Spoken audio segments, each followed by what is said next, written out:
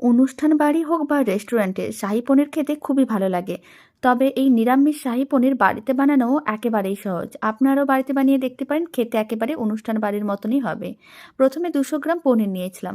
পনিরটাকে লম্বা করে কেটে তারপরে কিন্তু এরকমই চৌকো পিসে কেটে নিচ্ছি। আর এক একটা চৌকো পিসকে নিয়ে ঠিক এইভাবে হাফ করে নিতে হবে। আপনারা চাইলে চৌকো পিসেও রাখতে পারেন, আর নাহলে এরকমই ত্রিকোণা করেও কেটে নিতে পারেন। সমস্ত পনিরটা কেটে নিয়েছিলাম, এবার এক সাইডে রেখে দিচ্ছি।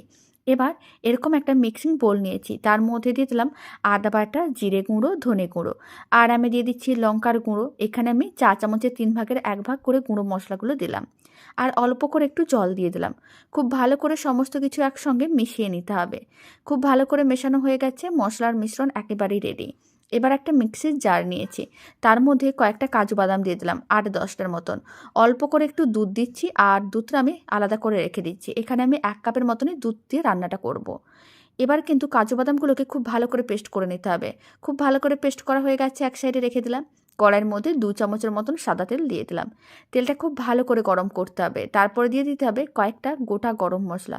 এখানে আমি এলাচ, লবঙ্গ, গোলমরিচ আর অল্প একটু জিরা দিয়েছি। গোটা গরম মশলাগুলোকে হালকা করে একটু ভেজে নেওয়ার পরে মশলার মিশ্রণটা দিয়ে দিতে হবে। আদা, জিরে গুঁড়ো, ধনে গুঁড়ো আর লঙ্কার গুঁড়ো দিয়ে যে মিশ্রণটা রেডি করে রেখেছিলাম, সেই মিশ্রণটা দিয়ে ভালো করে মশলাটা কষিয়ে নিতে হবে। যখনই মশলা থেকে তেল আলাদা হয়ে যাবে আর জলটা শুকনো হয়ে যাবে, তখনই কাজু বাদাম বাটাটা দিয়ে দিতে হবে। খুব ভালো করে সমস্ত কিছু আবারও মিশিয়ে নিতে হবে। একইভাবে মশলাটাকে আবারও ভালো করে কষিয়ে নিতে হবে যতক্ষণ না মশলা থেকে তেল আলাদা হচ্ছে।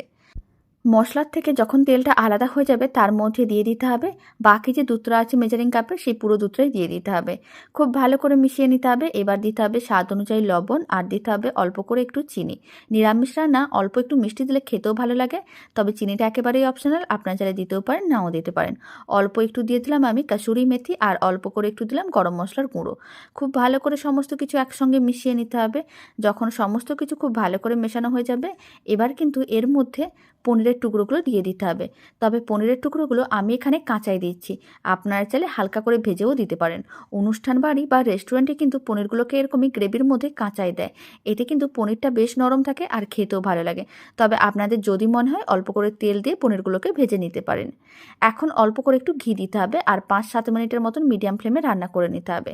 তাহলেই রেডি হয়ে যাবে দারুণ স্বাদের শাহী পনির। রেসিপিটা শেষ পর্যন্ত দেখার জন্য আপনাদের অসংখ্য ধন্যবাদ। আপনারাও এইভাবে পনিরের রেসিপিটা বাড়িতে বানালে কমেন্ট বক্সে জানাতে একেবারেই ভুলবেন না খেয়ে আপনাদের কেমন লাগলো।